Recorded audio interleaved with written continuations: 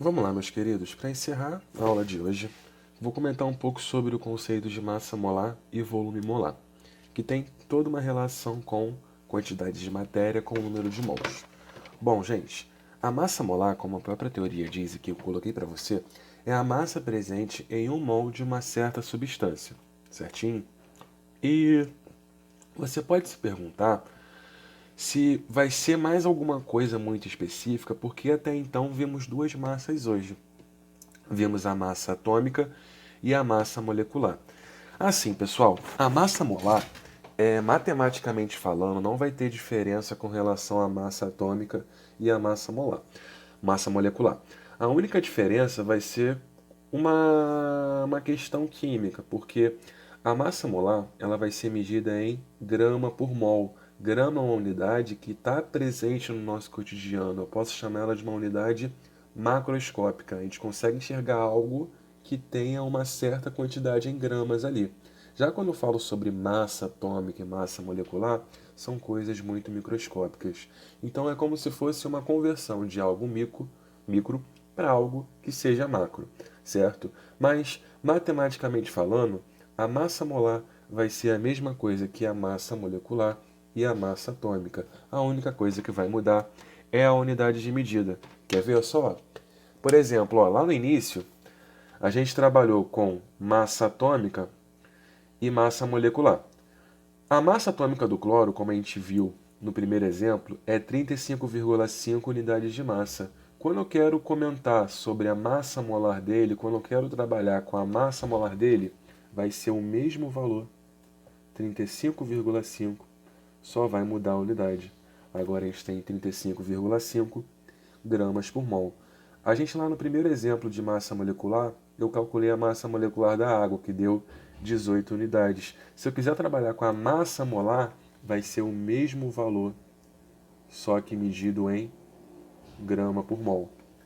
Beleza? Então isso aqui, numericamente falando, é a mesma coisa, só que aqui eu tenho muito mais partículas e muito mais átomos, certo? Porque tem toda essa concepção de mol que a gente viu no vídeo anterior. E a massa molar também vai ser uma grandeza que, além de eu conseguir relacionar com o número de mols, assim como eu consigo relacionar uma dúzia a 4 quilogramas, eu posso fazer essa mesma relação para número de mols e massa, através da unidade. Vamos pegar, por exemplo, a água. A unidade de massa molar dela é 18 gramas por mol. O que significa isso para a gente? Que em 1 mol eu tenho 18 gramas de água. E assim como lá em átomos e moléculas, é uma grandeza que vai aumentar ou diminuir de maneira proporcional. Como assim, Pepe? Ó, se em 1 mol eu tenho 18 gramas, quando eu dobrar a quantidade de mols, eu vou ter que dobrar também a massa. Então, em 2 mols, eu vou ter 36 gramas de água. A gente também vai poder trabalhar com proporção. Beleza, pessoal? É uma coisa que a gente consegue enxergar nas benditas laranjas, ó. Se eu tenho uma dúzia de laranjas, elas pesam 4 quilos. Se eu colocar duas dúzias, elas vão pesar 8 quilos. A mesma coisa foi para a dúzia e o número de laranjas, que a gente fez com mol, molécula e átomo. Se eu tenho uma dúzia, eu tenho 12 laranjas. Se eu tiver duas dúzias, eu vou ter 24 laranjas. Beleza? Então a gente pode trabalhar com algumas perguntas, ó. A massa presente em 4 mãos de água. Você vai fazer uma regra de 3, mas lembra que ela vai seguir um padrão. Qual vai ser o padrão da regra de 3? A primeira linha são os valores fixos. Qual é o valor fixo para você? 1 mol são 18 gramas. Beleza? Você teria que calcular a massa molecular, que vai ser a mesma coisa que a massa molar da água, e relacionar para 1 mol. Tá? Porque aqui já está pronto, mas no próximo exemplo a gente pode ver como isso funciona. Tá, ó. Então aqui eu sei que em 1 mol eu tenho 18 gramas de água. O que o exemplo está perguntando? Qual vai ser a massa de água presente em 4 mols? Multiplicou cruzado? Só fazer a continha. Ó. X é igual a X é igual a 4 vezes 18. Fazendo a continha aqui, X vai ser igual a 72 gramas de água. Tranquilidade? Olha aqui no próximo exemplo, ó. A massa presente é em 2 mols de cloro. Ó, eu comentei com vocês que a massa molar do cloro vai ser 35,5 gramas por mol. O que significa isso pra gente? Que em 1 mol eu vou ter, vou botar aqui, 35,5 gramas de Cl. O que essa questãozinha quer saber? Qual vai ser a massa presente em 2 mols? Beleza? Eu já forneci para você, mas se fosse uma questão aleatória, você teria que ir na tabela periódica e ver qual é a massa do cloro. Na tabela periódica você tem a massa atômica, mas sabe que a massa molar é só trocar a unidade. Certinho? Então aqui a conta vai ficar, ó, no outro lado, x é igual a 2 vezes 35,5. X vai ser igual a 71 gramas. 71 gramas de cloro. Beleza? Aqui, ó, fazer um exemplo como se fosse uma outra pergunta. Ó. Qual é o número de mols presentes em 120 gramas de NaOH? Qual é a diferença aqui agora? Nas outras duas questões, eu estava perguntando qual era a massa numa quantidade de mol. Aqui eu fiz o contrário. Eu estou perguntando qual é o número de mols numa certa massa e isso pode acontecer. Mas só que nesse caso, né, como eu estou mexendo com outro composto, você vai ter que fazer a questão em 2 passos. Como assim 2 passos, PP? Você não está falando sobre a massa do NaOH? Isso aqui, gente, é uma massa aleatória, ou pode ser a massa molar, tá? Mas você precisa, quando ele faz uma relação entre mol e massa, calcular a massa molecular daquele composto que ele colocou na questão, certo? Nesse caso aqui, a gente tem o NaOH. No NaOH, pegando a tabela periódica, a massa de cada um, a gente calculou lá no início, mas talvez você não lembre, fica, ó, 23, 16 e 1. É a massa de cada elemento químico desse composto, certo? Aqui vai ficar como, ó, massa molecular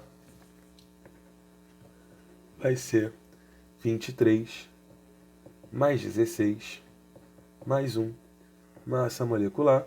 Somando isso aqui tudo vai dar 40. Nesse caso, né, eu posso chamar de massa molar direto, massa molecular, só vai ter uma diferençazinha na unidade. Pode colocar aqui direto, ó, gramas por mol, certo? Então a massa molar desse composto é gramas por mol, tanto que às vezes no meio da aula eu acabo confundindo massa molecular e massa molar, porque de fato não vai ter uma diferença tão gritante assim. E o que isso significa, né? Que a massa molar do NaOH é 40 gramas por mol. Isso significa que em 1 mol dessa substância eu tenho 40 gramas. A primeira linha sempre são os valores fixos. É mol para massa, mol para 6 vezes 10 a 23. Na segunda linha você vai olhar para a sua questão. Ela quer saber qual é o número de mols presentes em 120 gramas de NaOH. Multiplicou cruzado. Vou fazer aqui do outro lado, ó. Vai ficar 40x. 40x é igual a 120. Posso pegar o 40 que está multiplicando e passar para o outro lado dividindo. Posso fazer o que com 40 e 120? Cortar os zeros. Corta, corta. 2 sobre 4 vai dar 3 mols. Então eu tenho que em 120 gramas eu tenho 3 mols de hidróxido de sódio. Belezinha? E a última relação que a gente pode fazer, lembra lá, eu tenho dúzia, 12 laranjas, massa e ela pode assumir um volume. Então eu também posso fazer uma relação entre o número de mols e volume. É o que a gente vai chamar de volume molar. Como a massa molar é a massa presente em 1 mol, o volume molar vai ser o volume presente em 1 mol. Volume esse que é calculado experimentalmente através de uma condição, que são as condições normais de temperatura e pressão. Certo? E geralmente na química, quando a gente trabalha com volume, a gente vai trabalhar com compostos no estado gasoso, tá? Então a gente sempre vai calcular o volume de gás, certo? Bom, como eu falei para vocês, o valor do volume presente em 1 mol ele vai ter um valor fixo se ele tiver na CNTP. Ah, BP, e quando ele não tiver?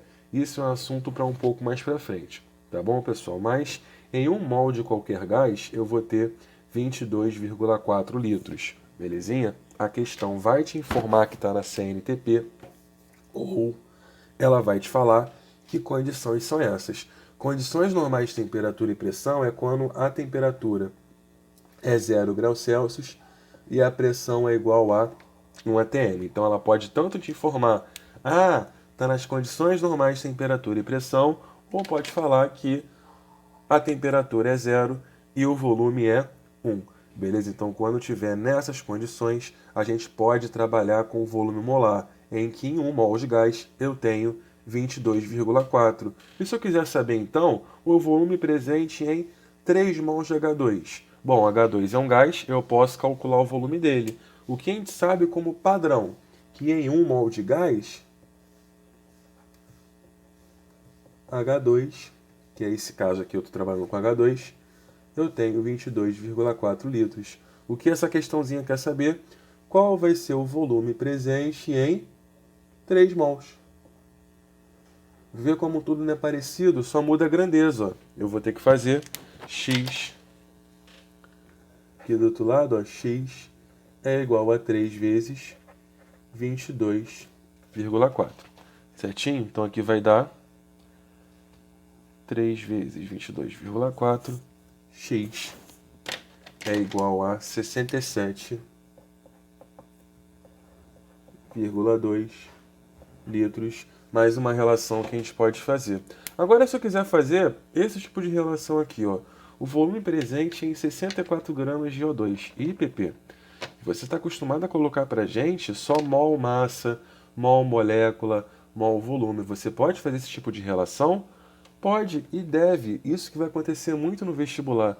Relações entre grandezas diretas. Não pode ser necessariamente só entre mol e massa, mol volume, mol molécula. Eu posso fazer entre massa volume, massa molécula. É só você ver basicamente a sintetização de tudo que a gente colocou na aula de hoje, certo?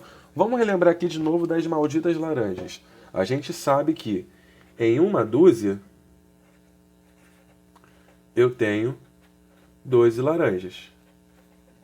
Supondo que eu coloco na balança e dê 4 quilos, e a gente sabe que essas laranjas vão assumir um certo tipo de volume. Então, como eu falei para vocês, se eu quiser saber quanto valem 2 dúzias, eu tenho 24 laranjas. E se eu quiser saber com base só no número de laranjas a massa, eu também consigo. Ó. Vamos supor que eu tenho 12 laranjas, 4 quilos. Se eu tiver 8 quilos, eu vou ter 24 laranjas. Eu não preciso fazer só uma relação entre o principal, que é a dúzia, com laranja, com a massa e com o volume. É a mesma coisa para o mol. Qual é a sintetização da aula de hoje? A nossa sintetização, que vai ser muito importante, é que em 1 mol de uma substância, eu posso ter 6 vezes 10 a 23 partículas. Eu posso ter a massa molar daquele composto, que você vai calcular, e eu posso ter o volume molar, que eu vou colocar aqui logo o valor, que vai ser de 22,4 litros. Essas foram todas as relações que fizemos na aula de hoje. O que a gente está acostumado a ver até então? Ó, eu posso relacionar mol com partícula, posso relacionar mol com massa molar, assim como eu posso relacionar mol com volume. Mas eu posso fazer uma relação entre partícula e massa, partícula e volume, massa e volume, como a gente fez aqui. Beleza? E como é que a gente pode, então, trabalhar com essa questão aqui, ó? Qual é o volume presente em 64 gramas de O2? Primeira coisa, você vai ter que calcular a massa molar do O2. Questão falou de massa, é estequiometria, mesmo que seja a introdução, você vai ter que calcular a massa molar desse composto, certo? Aí, pegando na tabela periódica, um valor que a gente usou muito hoje, a massa molar do O2 é, do oxigênio, de fato, né, 16. Então, aqui vai ficar como? A massa molar desse composto vai ser 16 vezes 2. A massa molar dele é igual a 32 gramas por mol, certo? O que significa 32 gramas por mol? Que em 1 mol dessa substância, eu tenho 32. Mas você vai fazer muita conta? Não, gente. Questão de vestibular é tempo. Ao invés de você achar a quantidade em mols em 64 para depois ver o volume, por que você não relaciona os dois direto? Qual é a relação que você pode fazer? Ó, a relação que você pode fazer é essa aqui. A massa molar está para 22,4. É a primeira linha, são os valores fixos. Tá bom, pessoal? Então aqui qual é a massa molar? 32. A gente sabe que em 32 gramas de O2, eles têm uma capacidade de 22,4 litros. Qual vai ser o volume quando a gente trabalha com 64 gramas de O2? Fazendo a conta aqui que não vai ser difícil, apesar de não trabalhar com números pequenos, ó, como é que a gente pode fazer isso aqui mais fácil? Meu conselho, gente, é nunca fazer a conta. Deixa aberto, porque você pode cortar alguma coisa e sua conta no final pode ficar um pouco mais fácil. Como assim, Pepe? Ó, 32x é igual a 22,4 vezes 64. Eu percebo que 32 e 64 são múltiplos. Posso cortar, cortar. Divido 32 por 32 vai dar 1. 64 por 32 vai dar 2. Aqui eu só vou fazer 22,4 vezes 2. X vai ser igual a 44,8 litros de O2. Achamos a quantidade presente em 32 gramas, 64 gramas desse composto. Como é que você poderia fazer mais rápido? Ó, pega na regra de 3, você percebe que de 32 para 64 você faz o quê? Multiplica por 2. De 22,4 para x você vai fazer a mesma coisa. Multiplica por 2. Certo? Aí você faz 22,4 por 2, também vai dar 48. Ah, Pepe, 44,8, não entendi. Vamos supor que você tem essa regra de 3, ó. 3 está para 23, 6 está para x. Você pode tanto fazer a multiplicação cruzada como fazer mais rápido, principalmente em Enem, ó. 3 para 6 você multiplica por 2. 23 para x também vai multiplicar por 2, é proporção. Beleza? Se fosse, por exemplo, ó, 10 está para 365, colocar um número bem escroto. Assim como 5 está para x. Você pode fazer a conta, escolha sua, mas você pode fazer, ó, 10 para 5 você divide por 2.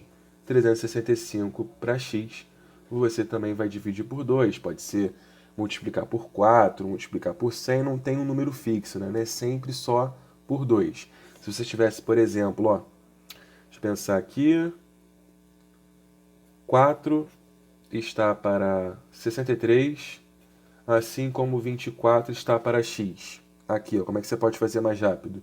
De 4 para 24, você multiplica por 6. De 63 para x também vai multiplicar por 6. É só uma sacada que você pode ter, mas você não é obrigado a fazer isso sempre, tá? Isso aqui é só para facilitar um pouco a sua conta, para você fazer a conta mais rápido. Beleza, pessoal? Então, foi isso, tá? Começamos a ver um pouco a introdução da estequiometria, mas a estequiometria não vai fugir muito disso, das contas, das relações. A gente vai trabalhar com muita interpretação de texto. Então, nos próximos vídeos eu vou focar um pouco mais na resolução de exercícios. Assistam esses vídeos com mais calma, com cuidado. Tirem suas dúvidas se tiverem. Beleza, pessoal? Então é isso. Um beijo no coração de todos e até o próximo vídeo.